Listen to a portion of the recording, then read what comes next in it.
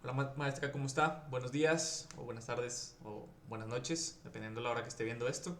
Bueno, ahora sí, prosiguiendo con los últimos capítulos del libro, empezando por el B11, plan de proyecto. En este capítulo aprendí más que nada que el plan de proyecto es una herramienta que junta toda la información que es importante y que se fue generando en la parte de planeación para después convertirla en un tal cual un plan de ejecución, o sea, una guía, un plan de ejecución real y que, o sea, no es solo como un calendario, sino es más como un documento que integra todo, tanto alcance, entregables, riesgos, presupuesto, seguridad, los responsables, comunicación, demás cosas.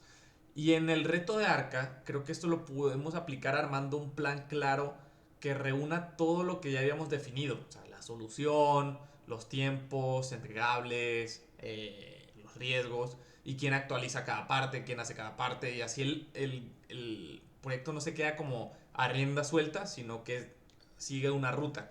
De hecho, creo que no lo aplicamos tal cual haciendo un documento, pero a lo mejor sí en, lo comunicamos, o sea, sí armamos nuestro propio plan de proyecto, pero no tanto en un documento, que eso es la parte, o sea, no diría esencial, pero sí para tenerlo todo bien marcado y definido.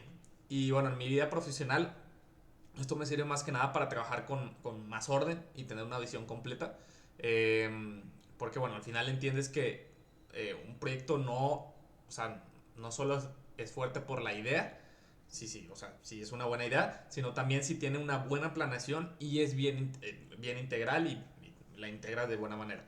De hecho, esto creo que lo debería empezar a aplicar en mi emprendimiento porque no lo estamos haciendo. Y siguiendo con el C2, que es políticas de seguridad, más que nada en este capítulo aprendí que la seguridad no debe verse como algo secundario y que se puede dejar para después, sino que tiene que ser una parte básica y tiene que estar en el proyecto definido desde el principio. Y la idea principal es revisar que existan estos lineamientos de seguridad, incluso de higiene, y que te ayude a identificar riesgos, analizarlos y darles un seguimiento antes de que se conviertan en problemas reales. Y bueno, en el reto de Arca, esto lo pudimos aplicar pensando no solo en que la propuesta vaya a funcionar, sino en que también su implementación sea segura, tanto en la logística, como en la planta, como en la operación, como en el manejo. Y, o sea, considerar todos estos riesgos desde antes, no hasta que aparezcan. De hecho, uno de los que tuvimos fue más que nada el riesgo de humedad con el empaque, porque, bueno, como al ser cartón, ese es un riesgo y, bueno, tienen que tener políticas de seguridad para poder implementar esta propuesta. Y bueno, en mi vida profesional esto me deja más que claro que trabajar bien también implica tener prevención, responsabilidad y esa cultura de seguridad. De hecho, en este emprendimiento que le digo, tenemos montado un servidor donde ya tenemos todos los permisos para poder subir nuestras páginas y ese tipo de cosas. Y también nos buscamos esto no va tanto de la política de seguridad, pero más desde o sea, protegernos a nosotros, lineamientos y términos y condiciones. Eh, y bueno, nada, es muy importante siempre estar pendiente tanto de la seguridad del cliente, como la seguridad del proyecto y como la seguridad de tuya propia. Y bueno, pasando al siguiente, que es el C3, checklist de inicio de proyecto. En este capítulo aprendí más que nada que antes de arrancar un proyecto hay que estar seguros de tener todos, pero todos los elementos necesarios para empezar de manera correcta y empezar bien. Y el checklist de inicio sirve justamente para eso, o sea, para revisar documentación, permisos, condiciones del lugar, logística, eh, autorizaciones, todo este tipo de cosas y así puedes evitar retrasos en el arranque. Y en el reto de Arca, esto lo pudimos aplicar haciendo una lista de verificación antes de avanzar. Ya decir qué información ya tenemos, qué validaciones faltan, qué autorizaciones o datos necesitamos y qué podría detener el proyecto si no se revisa esto a tiempo. No lo hicimos tal cual, pero lo hicimos de una manera diferente, que fue más que nada basándonos en la rúbrica, qué sí ya teníamos, qué ya no teníamos, qué faltaba por mejorar. Y entonces íbamos haciendo como nuestro propio checklist de, bueno, esto ya quedó, esto ya quedó, esto ya quedó. Y al final mejorábamos las partes que faltaban o le faltaba algo que mejorar. Eh, no fue tal cual así, o sea, lo íbamos poniendo en un docs y ahí íbamos viendo qué onda en propio WhatsApp. Pero sí, sirve un montón tener esto desde un inicio, que fue algo que nos faltó porque creo que lo hicimos como a la mitad más o menos.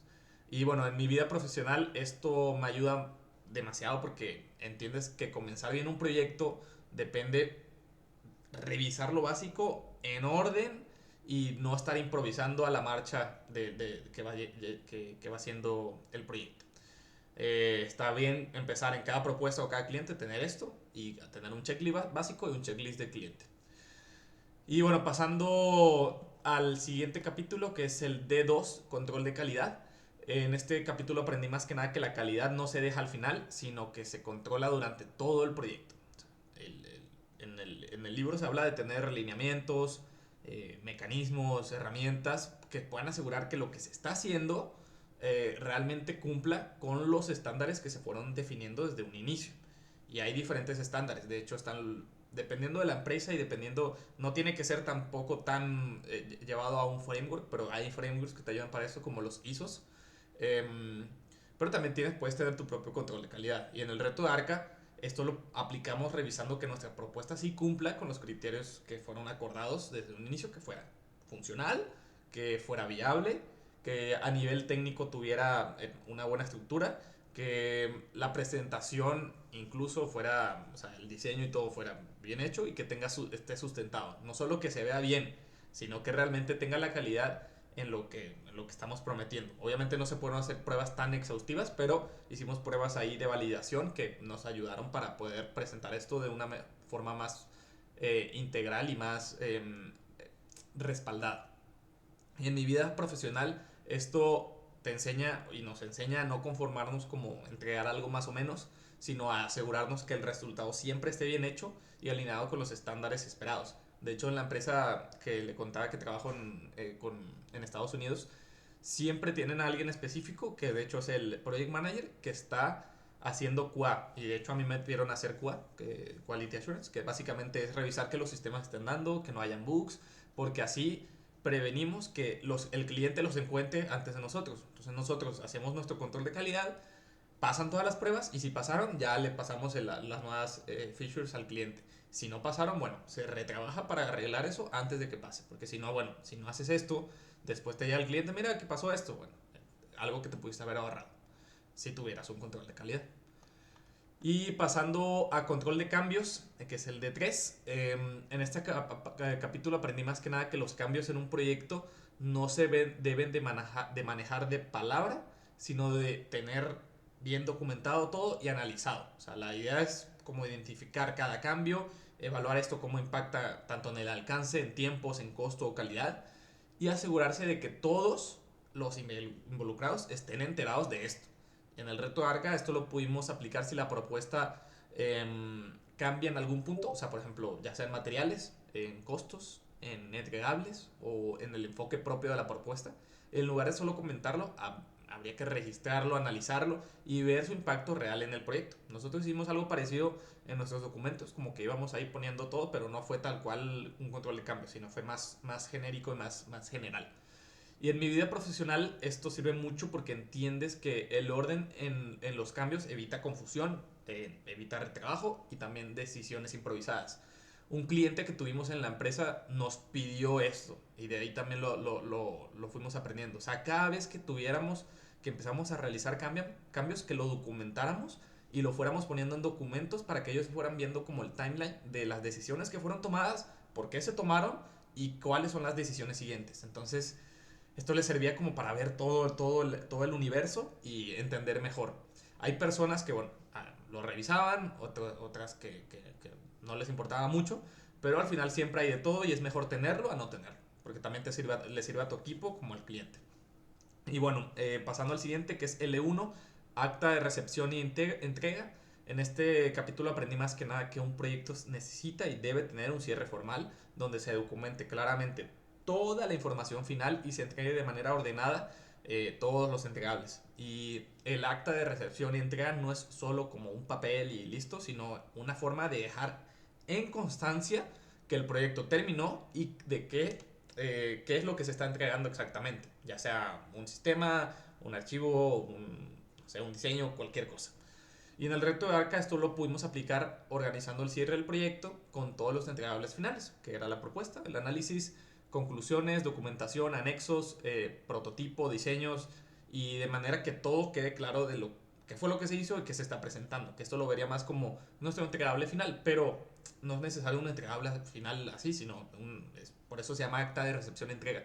Que en proyectos más reales, por ejemplo, aplicando la vida profesional, esto te ayuda a entender que cerrar bien también es parte de hacer bien un proyecto. Y creo que eso en los clientes que hemos tenido aquí nos ha estado faltando. O sea, sí tenemos un cierre formal donde hablamos con el cliente, lo revisa y todo así, pero no estamos entregando un acta de recepción y entrega. Y creo que puede ser un plus bastante grande. Entonces creo que lo vamos a empezar a aplicar. Y por ya casi último, el E2, cierre técnico administrativo.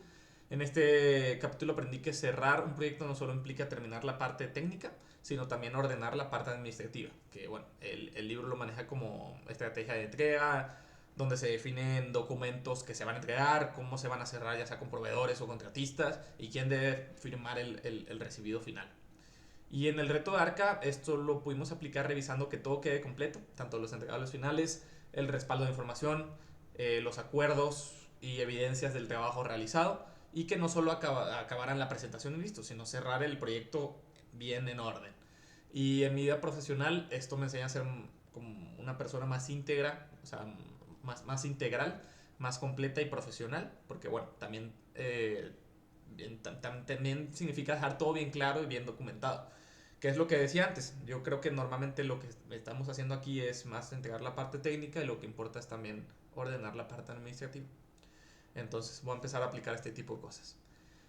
Y por último, el E3, lecciones aprendidas y mejores prácticas. Disculpe que ahí me lancé unos minutos de más. Bueno, en este capítulo aprendí que al final del proyecto también se debe rescatar el conocimiento que dejó la experiencia, tanto lo bueno como lo malo. Y la intención es identificar los errores que pudiste haber cometido, los aciertos que sí tuviste, los factores de éxito para tomar mejores decisiones en proyectos futuros. De hecho, en el reto de Arca lo aplicamos analizando qué nos funcionó bien como equipo y qué partes del proceso podríamos haber mejorado. Esto no fue tanto al final, sino fue en la primera entrega que dijimos, bueno, esto hay que mejorarlo. Y los aprendizajes que tuvimos nos deja que un mejor proyecto para una siguiente implementación o fase. Y en mi vida profesional esto me sirve mucho porque entendí que cada proyecto nos deja un resultado y también nos deja un aprendizaje. Y si ese aprendizaje se documenta, se convierte en una ventaja que puedes utilizar en un futuro. De hecho, esto nosotros no lo anotamos, pero sí lo tenemos muy en cuenta al trabajar con clientes porque siempre puedes aprender algo nuevo, siempre puedes aprender algo nuevo de una nueva persona, de una vieja persona, de cualquier tipo de persona, de cliente, aunque sea a veces no quiero decir clientes malos, pero bueno, se entiende. Y siempre puedes aprender qué puedes mejorar tú, qué puedes mejorar tu equipo y qué puedes mejorar como su propuesta de valor. Y bueno, eso es todo. Muchas gracias, maestra. Un gusto conocerla. Espero verla pronto. Y bueno, estamos en contacto. Muchas gracias.